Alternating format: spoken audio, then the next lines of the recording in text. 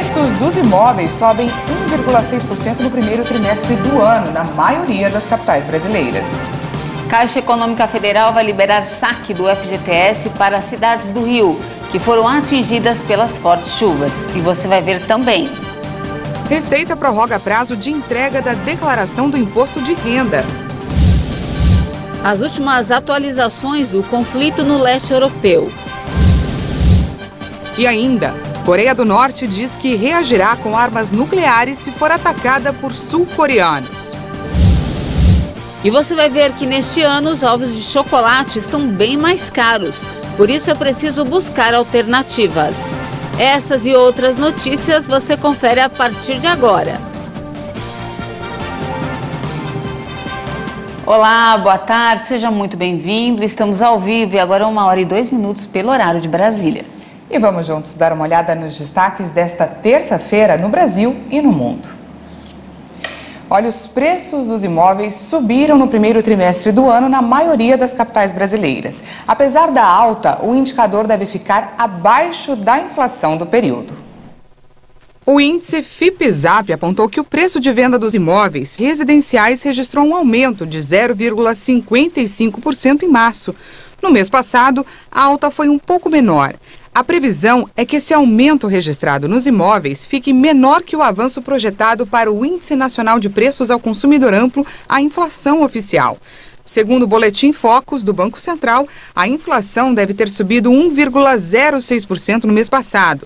No primeiro trimestre do ano, os preços dos imóveis residenciais avançaram 1,58%, também abaixo da inflação esperada para o período. Em março, a maioria das capitais monitoradas pelo índice FIPE-ZAP teve alta no preço médio de venda dos imóveis. A exceção foi Porto Alegre, que registrou uma leve queda. Os maiores aumentos foram observados em Manaus, Goiânia e Campo Grande. O levantamento mostrou que o preço do metro quadrado foi mais caro em São Paulo, no Rio de Janeiro e em Vitória. Já os menores custos foram observados em Campo Grande, João Pessoa e Goiânia. A Caixa Econômica Federal vai liberar o saque do FGTS para as cidades do Rio de Janeiro que foram atingidas pelas fortes chuvas. Moradores dos 6 municípios que tiveram prejuízos com os temporais e alagamentos vão poder contar com o benefício. Em razão das chuvas que foram registradas nos municípios de Angra dos Reis, Belford Roxo, Mangaratiba, Mesquita, Paraty e Nova Iguaçu, no estado do Rio de Janeiro, os moradores atingidos vão poder solicitar o saque do Fundo de Garantia do Tempo de Serviço por calamidade. Os valores devem ser disponibilizados para retirada após decretos municipais e o reconhecimento do Ministério do Desenvolvimento Regional por meio de portaria ministerial. Quem teve a residência atingida pode inclusive fazer o saque do FGTS de forma digital, sem precisar ir a uma agência. Para receber o benefício é necessário possuir saldo positivo na conta do FGTS e não ter realizado o saque por prejuízos com as chuvas em período inferior a 12 meses. O valor máximo para a retirada é de R$ 6.220. A Caixa informou que todas as agências dos municípios afetados passam a abrir mais cedo, às 9 da manhã, para atender a população. Também deve ser oferecida uma pausa de até 90 dias nos contratos de financiamento habitacional nas regiões atingidas, a partir de uma solicitação no banco, além de prestar suporte aos clientes sobre seguro habitacional para recebimento de indenizações de forma mais rápida. E atenção, os contribuintes ganharam mais tempo para acertar as contas com o Leão. Agora o prazo de entrega da declaração do imposto de renda vai até o final de maio. Assim como em 2020 e 2021, a Receita Federal prorrogou até o dia 31 de maio o prazo para a entrega da declaração do Imposto de Renda 2022. Antes, a data final era até 29 de abril. Também foram prorrogados para maio os prazos relativos à declaração de imposto de renda de quem saiu do país e da declaração de espólio. Já as restituições seguem o cronograma anterior, pagas em 5 lotes, começando no fim de maio e indo até setembro. O contribuinte que tiver imposto a pagar e quiser colocar a primeira parcela ou a cota única em débito automático no banco, agora pode enviar a declaração até o dia 10 de maio. A estimativa da Receita Federal é que sejam entregues este ano cerca de 34 milhões de declarações. Quem é obrigado a declarar e perder o prazo vai ter que pagar multa de R$ 165 e até o valor máximo de 20% do imposto devido. Agora vamos falar de saúde. A Anvisa aprovou o registro definitivo da vacina da Janssen contra a Covid-19. A decisão veio quase 10 meses após o início da aplicação do imunizante aqui no Brasil. A autorização da Agência Nacional de Vigilância Sanitária para a vacina fabricada pela Janssen contra a Covid também inclui a aprovação da dose de reforço do imunizante. A vacina já estava aprovada para uso emergencial desde o dia 31 de março de 2021 e demonstrou eficácia de 86,4% em 6 meses. Segundo a Anvisa, com o registro, a população recebe um atestado de que o produto passou por exigências comparáveis às das melhores agências reguladoras do mundo. A vacina da Janssen é baseada em um vetor de adenovírus sorotipo 26 e é indicada para a imunização de pessoas maiores de 18 anos. O imunizante é aplicado em dose única para a imunização primária. Adicionalmente, uma dose de reforço pode ser administrada pelo menos 2 meses após a primeira. A vacina também pode ser aplicada como dose de reforço para pessoas que concluíram a vacinação primária com uma vacina de tecnologia mRNA, como é o caso da Pfizer. Muitos moradores da cidade de São Paulo estão abandonando os serviços de aplicativos de carro e voltando a usar os táxis. Quem traz para a gente mais detalhes é a repórter Maria Clara Leite. Dados do aplicativo Vaditaxi mostram um aumento de 12% na procura por corridas entre os meses de fevereiro e março deste ano. Só que entre janeiro e fevereiro, a alta foi ainda maior, de 15%. Mais cedo eu conversei com uma porta-voz da plataforma que atribuiu esse crescimento à retomada das atividades presenciais cada vez maior do final do ano passado para cá e também a qualidade dos serviços prestados pela concorrência. Primeiro ponto, alta no cancelamento nos apps vizinhos. Então, esses usuários descontentes vieram ser clientes da Vaditaxi. Segundo, segurança. O táxi é uma opção mais segura, com profissionais e taxistas cadastrados que oferecem maior segurança para os usuários. E terceiro, o preço. O preço que antes era acima do mercado ficou mais competitivo. Isso por conta da tarifa dinâmica dos aplicativos, que quando tem chuva e trânsito, acabam encarecendo a corrida nesses aplicativos vizinhos. Então, o táxi ressurge como uma alternativa rápida, segura e barata. Mesmo com o reajuste sofrido nesse último fim de semana aqui em São Paulo? Mesmo com reajuste, porque a tarifa dinâmica e as tarifas dos aplicativos vizinhos já foram reajustadas anualmente, enquanto a dos táxis ficou sem reajustes pelos últimos 7 anos. Então, o táxi continua competitivo também em relação a valores. Então, quer dizer, a expectativa é de crescimento aí nos próximos meses da busca por táxis. Com certeza, até por conta do trânsito, que ficou ainda pior, os corredores e a facilidade de poder andar de táxi pelo corredor com maior rapidez e pagando um valor competitivo em relação aos demais players do mercado. Isso faz com que a gente consiga continuar crescendo nos próximos meses. A gente estima um crescimento de 10%. Agora vamos conferir as atualizações do conflito no leste europeu.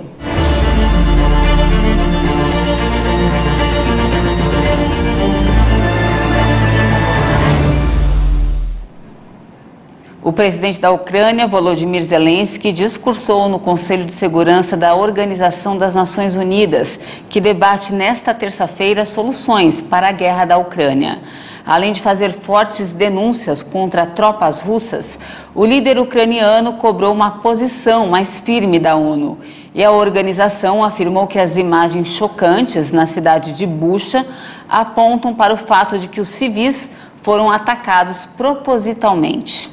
A porta-voz do Alto Comissariado das Nações Unidas para os Direitos Humanos afirmou em entrevista coletiva que todos os sinais apontam para assassinatos diretos das vítimas. Ela também afirmou que é possível entender bombardeios de estruturas em um contexto de guerra, mas que é difícil imaginar um contexto aceitável para um indivíduo caído no chão com uma bala na cabeça. A Rússia voltou a acusar nesta terça-feira autoridades ucranianas de encenar o assassinato de civis. Outra cidade que revela um cenário de destruição e violência após a saída dos soldados russos é Borodianka.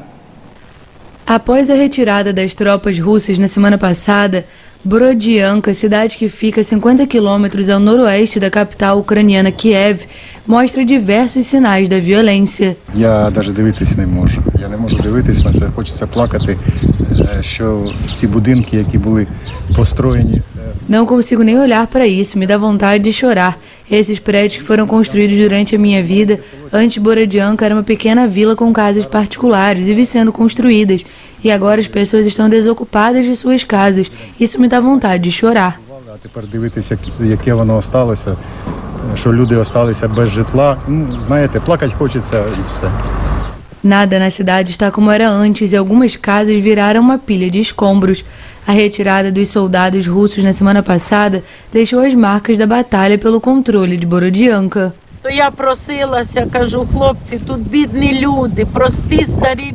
Eu falei para eles que aqui só tem pessoas idosas e simples. Os chechenos vieram, os kadirovitas, eles foram mais educados, se é que se pode dizer isso. Eles não tocaram nas pessoas mais velhas, enquanto os russos cometeram atrocidades, muitas atrocidades.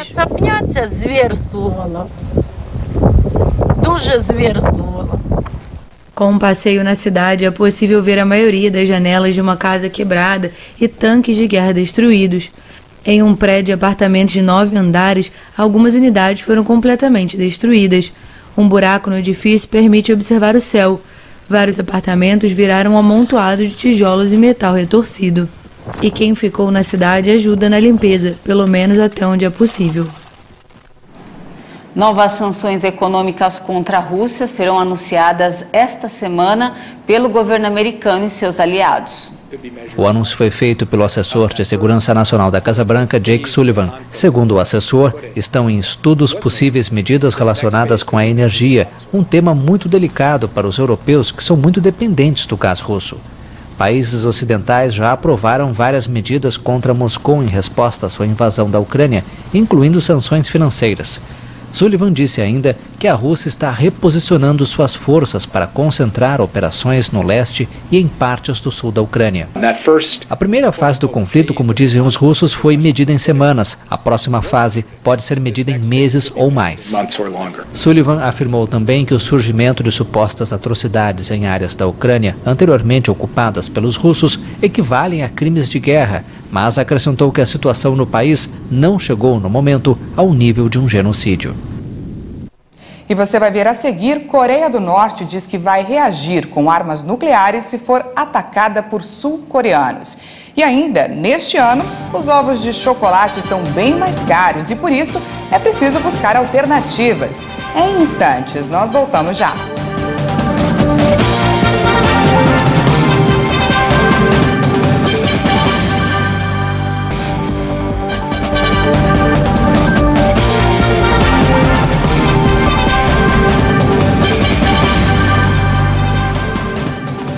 Já estamos de volta ao vivo, agora 1h18. Subiu para 11 o número de mortos em deslizamento de terra no bairro Monsuaba, em Angra dos Reis.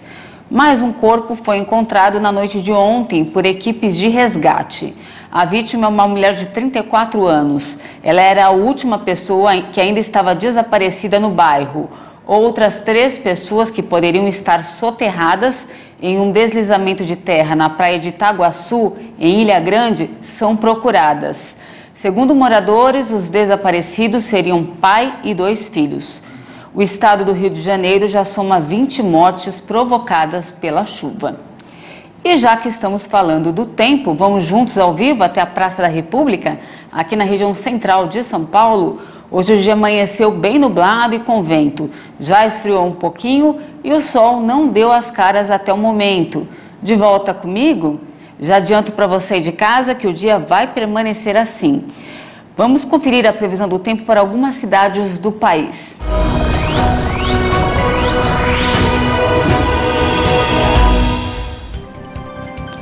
De olho no nosso telão, começando por São Paulo, que terá dia muito nublado com 40% de chance de chuva em pontos isolados. A mínima será de 19 e a máxima de 25 graus, bem diferente de ontem.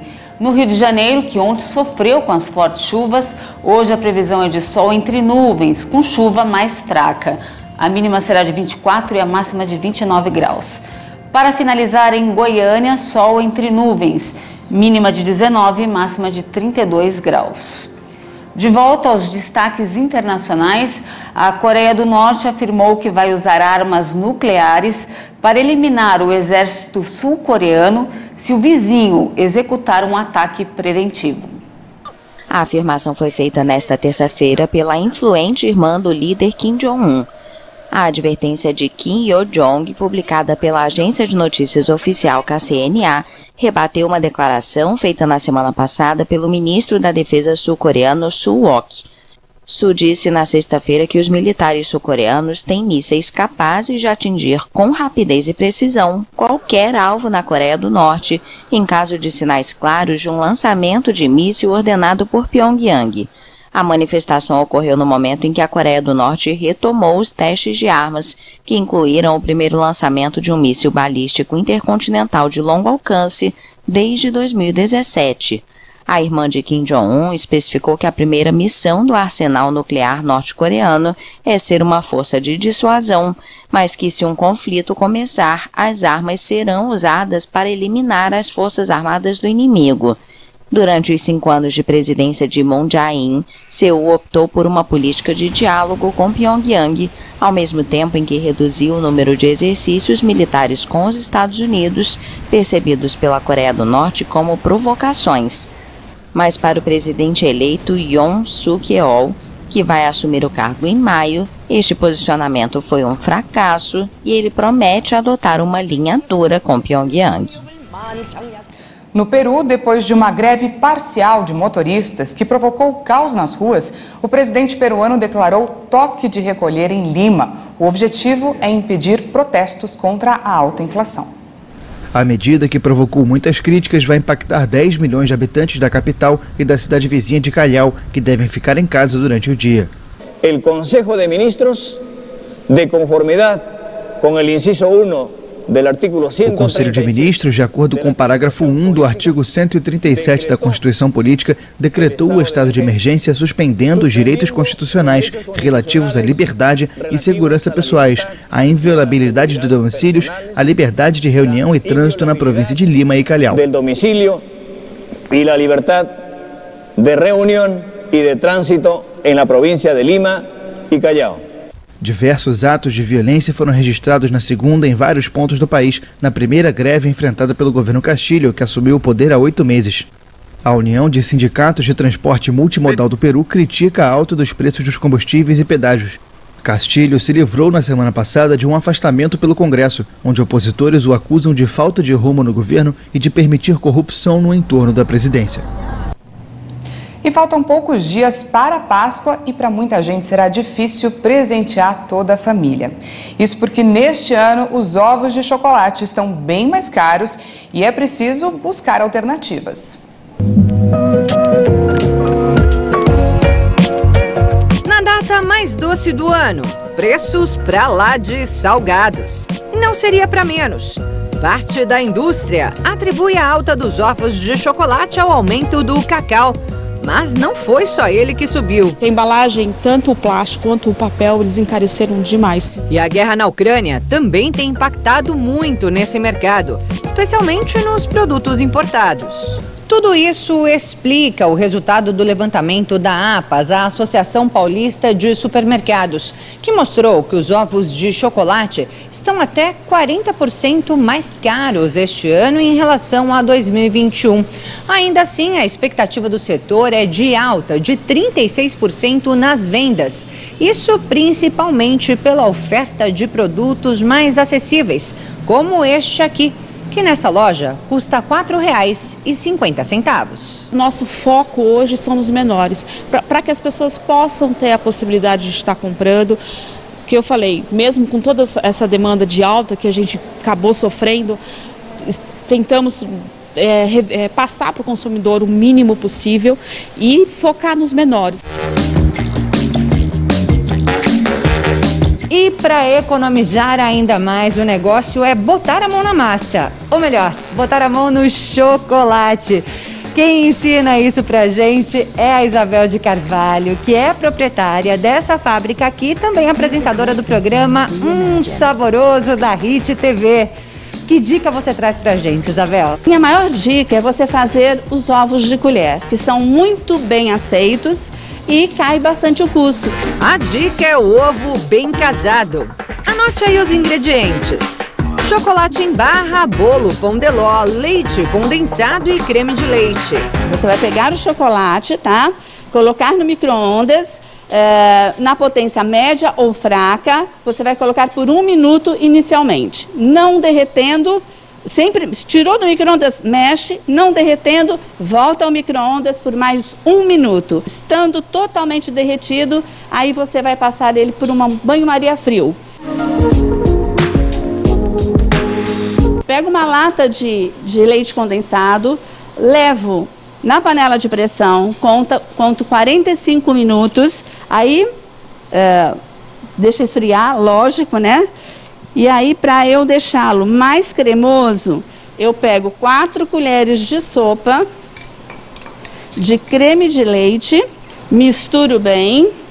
Aí eu vou pedir para o meu parceiro aqui e já pegando a nossa massa que a gente tem aqui prontinha.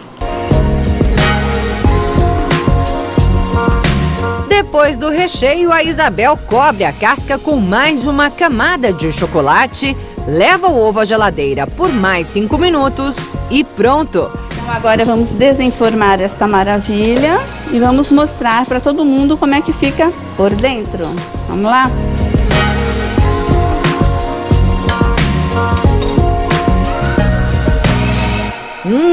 Difícil é resistir. O resto é muito simples. Com poucos ingredientes, dá para fazer essa delícia para a família toda. Com certeza, fazer o próprio ovo pode ser muito mais gostoso e divertido. Não é à toa que tem aqui crianças que você vai ensinar hoje, né? Vou ensinar com o maior prazer, porque é uma fundação. Então são crianças carentes que não têm condições de comprar. Então são 2 motivos: um, que ela vai fazer para ela, e segundo, que a fundação vai fazer para vender, né? Então isso para a gente é gratificante. Trabalhar é muito bom e ajudar é melhor ainda. Pois é, mas olha, Paty, o Procon de São Paulo informou que a diferença de preço de um mesmo ovo em estabelecimentos diferentes pode chegar a 200%. Olha isso. Verdade, deu água na boca, mas é muito importante pesquisar antes. Não temos mais tempo, essa edição fica por aqui. Muito obrigada pela sua companhia e até mais. Uma ótima terça-feira para você e até amanhã.